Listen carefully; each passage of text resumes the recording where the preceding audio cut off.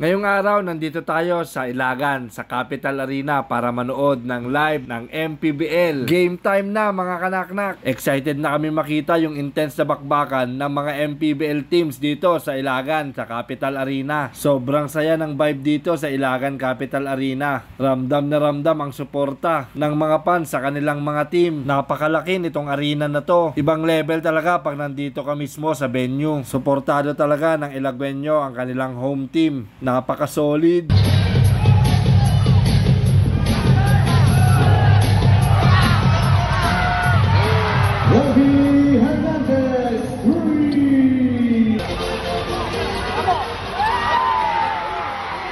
Grabe ang energy ng crowd. Live na live ang action.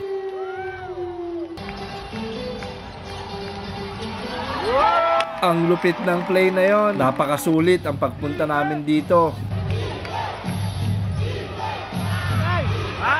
Napaka-intense ng laban. Dikit na dikit lang yung score. Walang gustong magpatalo.